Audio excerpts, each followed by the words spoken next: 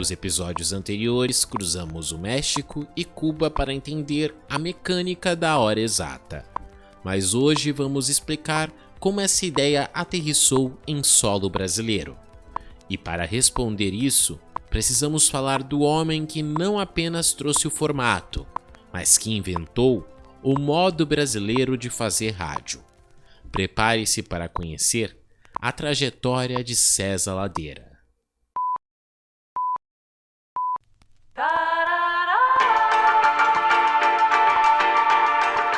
Olá, sejam muito bem-vindos e muito bem-vindas de volta ao podcast Resgate Radiofônico, a história da Rádio Relógio. Episódio 2, o canhão da utilidade pública. Nos anos 20, o rádio brasileiro era movido por paixão amadora. Qualquer pessoa podia participar, mas ninguém era remunerado. Tudo mudou no início dos anos 30, quando a publicidade foi liberada e os locutores comerciais passaram a ser pagos. Nascido em Campinas em 1910, César Rocha Brito Lacerda mudou-se para o Rio em 1928 para estudar direito. Sua dicção era impecável em sala de aula, e isso convenceu seus amigos a sugerirem que César fizesse um teste para ganhar dinheiro lendo anúncios no rádio. Em 1931, na Rádio Record, ele foi convidado para fazer um teste ao vivo. Mas o teste foi, digamos, inusitado. Em vez de ler anúncios, Ladeira proferiu um discurso veemente contra o presidente Getúlio Vargas, criticando a quebra da promessa de uma nova Constituição. Os diretores quase o expulsaram da rádio antes mesmo de contratá-lo, mas a linha telefônica localizada ao lado dos estúdios explodiu com ouvintes apoiando a audácia e a voz potente daquele jovem. E assim, César foi contratado na hora e passou a ser imitado por todos os outros locutores nos horários da programação da Rádio Record. E durante a Revolução Constitucionalista de 1932, ele se tornou a voz da Revolução. Enquanto o Rio vivia sob censura, os cariocas sintonizavam as ondas curtas de madrugada para ouvir Ladeira terminar os seus discursos com um grito: renuncie o ditador. 1932 marcou uma etapa de civismo impressionante do povo paulista, de armas na mão, exigindo apenas o respeito à lei. 9 de julho ficará para a posteridade como a afirmação máscula da gente do Planalto, lutando somente por um ideal, por aquilo que não tínhamos naquele tempo, uma Constituição. São Paulo foi acusado de tudo, de traição, de vilania, de torpeza. Chegaram até inventar que o movimento era separatista. Mas o tempo, soberano em suas determinações, se escoou, mostrando de que lado estavam a perfídia e a calúnia, com quem estavam a razão e a serenidade. Dias e noites gloriosas, de vigília e sofrimento, de angústia e expectativa, viveu a gente paulista de 32, nas trincheiras, nos altos postos, nos lares, nas consciências. Numa unanimidade estupenda, ombreavam-se em todos os mistérios as classes mais diferentes. O operário e o industrial faziam parte do mesmo batalhão de voluntários. Após a derrota da Revolução, Ladeira foi preso, mas ele não parou. Escreveu o que possivelmente é o primeiro livro dedicado ao rádio no Brasil, chamado Acabaram de Ouvir. Ao sair da prisão em 1933, César foi contratado pela rádio Mairink Viega como locutor e diretor artístico, recebendo um salário invejável para a época. Ele revolucionou a administração radiofônica no Brasil, ao profissionalizar o meio, ao criar os quartos de hora, mudando a programação a cada 15 minutos para evitar o tédio do ouvinte, e insistir no elenco fixo, o chamado cast, remunerando todos os funcionários com salário dignos e garantindo dedicação exclusiva, acabando com os chamados bicos dos artistas em outras emissoras. E se você conhece Carmen Miranda como a Pequena Notável ou Francisco Alves como o Rei da Voz, saiba que foi César Ladeira quem criou esses apelidos icônicos no ar, assim de improviso. Em 1948, César Ladeira era um pilar da era de ouro na Rádio Nacional, mas uma viagem ao México e a Cuba mudou tudo. Ele viu o sucesso das rádios de hora exata e percebeu uma lacuna do Brasil. Os relógios eram caros e a pontualidade das outras rádios era extremamente duvidosa. Em 8 de agosto de 1949, pelo Decreto 2700, ele fundou a Rádio Relógio Federal com seu irmão Paulo e os sócios estrangeiros Voltari Leornox e Max von Sydow, que pouco tempo depois venderia sua parte para João Montedônio. Atenção aqui, historiadores de plantão. Muitos livros dizem que a Rádio Relógio nasceu em 1956, mas a minha pesquisa na hemeroteca digital da Biblioteca Nacional revela uma verdade, ou melhor, uma correção. A Rádio Relógio Federal estreou oficialmente em 17 de julho de 1951. A proposta do formato era radical. Não tinha música, apenas a hora certa e anúncios. Na época, o quadro Você Sabia, que trazia curiosidades de almanaques para o dial, sequer existia. Operando em 1490 quilociclos, a estação foi recebida com pessimismo por quem não acreditava em uma emissora de rádio sem música. A rádio operava no 22º andar do edifício Ítalo Beiga, na Avenida Presidente Vargas, número 417. E não era o locutor quem olhava o relógio de pulso não, pessoal.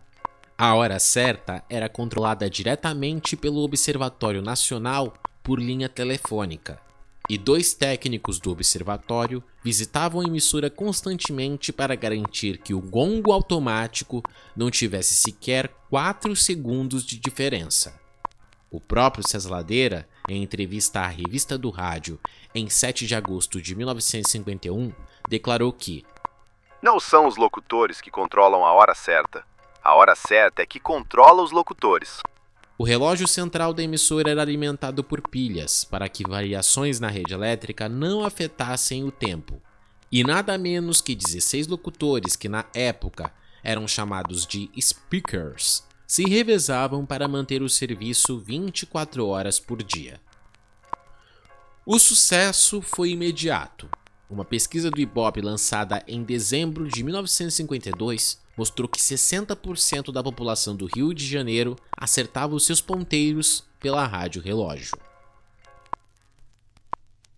Mas o caminho não foi só de flores.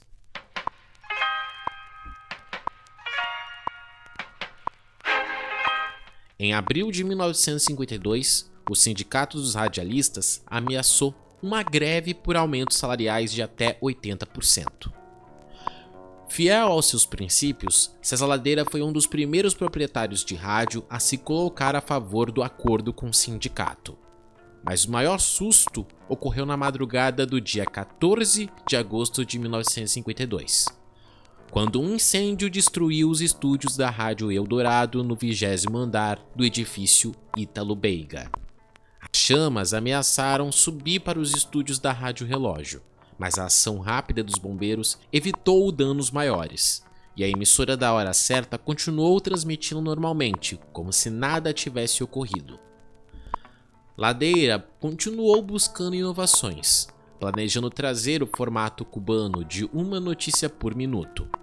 Porém, o ritmo para realizar tudo isso era frenético, com César e sua esposa Renata Fronzi, fazendo viagens para a Europa e os Estados Unidos. E assim, a saúde de César Ladeira começou a cobrar o preço.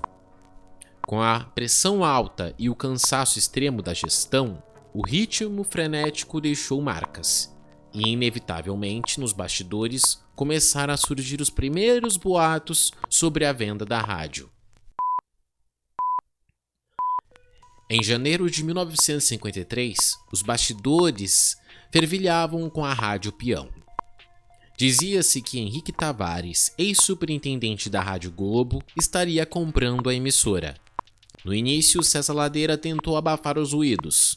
Ele desmentiu a venda total e admitiu apenas o interesse de Tavares em algumas ações. Em março daquele mesmo ano, a negociação foi concluída. Tavares comprou 45% das ações. E mesmo sem a maioria absoluta no papel, a sua orientação artística começou a ditar o novo ritmo da rádio. A mudança mais visível, além da hora e dos anúncios, a nova gestão trouxe o Gillette Press com estilo.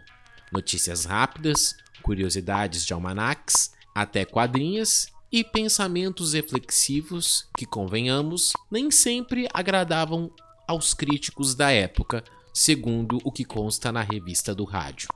Mas o ciclo de César Ladeira na rádio só se fechou realmente em fevereiro de 1954.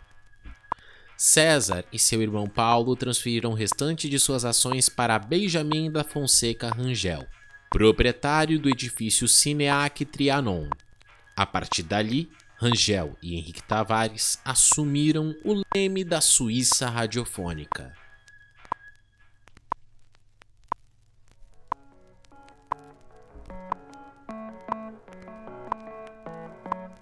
Se você entrasse nos estúdios da Rádio Relógio naquela época, encontraria um cenário fascinante.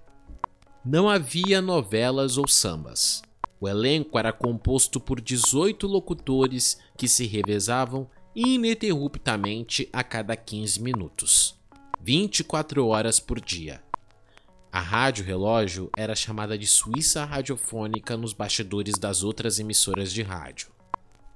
E os relógios eram 7 no estúdio. Maravilhas de precisão vindas da Alemanha. O relógio principal era alimentado por pilhas, pois a rede elétrica do Rio de Janeiro oscilava tanto que podia atrasar a transmissão. Esse aparelho era tão preciso que atrasava apenas 1 segundo a cada 15 dias.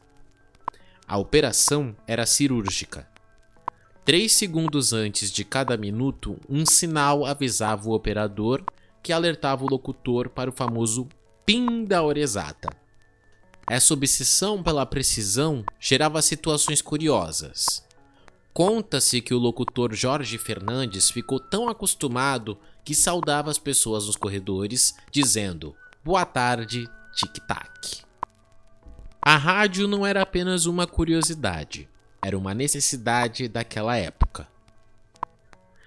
Em uma era de vida trepidante, a sociedade da época já vivia em função do tempo. Em 1955, o Ibope confirmou o fenômeno. 76% dos lares cariocas acertavam os seus ponteiros pela emissora. E não era só para não perder o bonde. A partir de 1956, a rádio se tornou uma ferramenta de segurança nacional. De 30 em 30 minutos, a Rádio Relógio passou a transmitir boletins meteorológicos técnicos para pilotos de aviões civis e militares que cruzavam o céu do Brasil. Você, meu caro ouvinte, pode pensar que uma rádio que só dá a hora e o minuto teria um alcance curto. Ledo engano.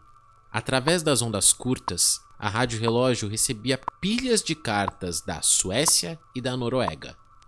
Eram 14 horas de curiosidades e 10 de propaganda por dia. Cada texto comercial tinha no mínimo 10 palavras. Era o Twitter da década de 50. Curto, direto e onipresente.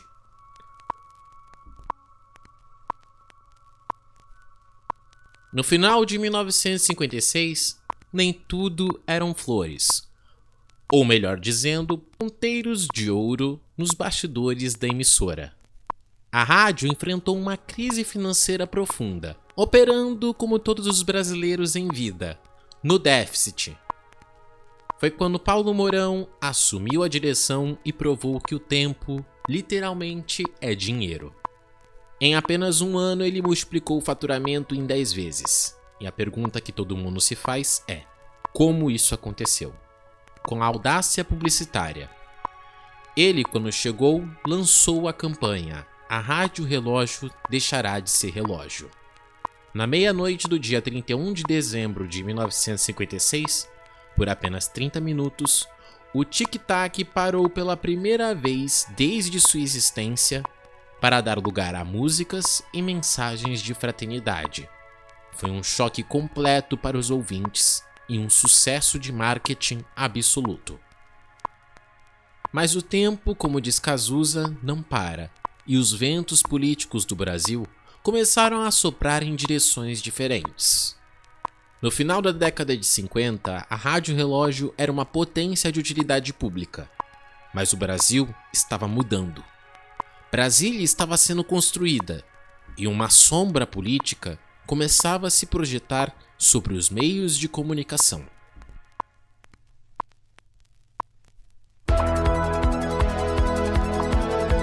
No próximo episódio, entre a ordem e a oração, veremos como a precisão do cronômetro enfrentou a turbulência da ditadura militar e como uma rádio de utilidade pública se tornou a voz de uma nova dominação religiosa.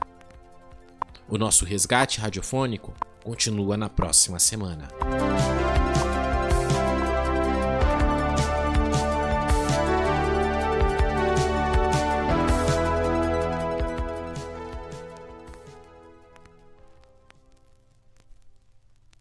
Resgate Radiofônico, a história da Rádio Relógio é um podcast do selo Cris News, de olho na informação, sendo roteirizado, apresentado e produzido por mim, Christopher Lefort. Para receber notificações de novos episódios da série, siga o podcast e ative o sino no Spotify, ou inscreva-se no canal Christopher Lefort no YouTube. Fiquem na paz e até a próxima semana.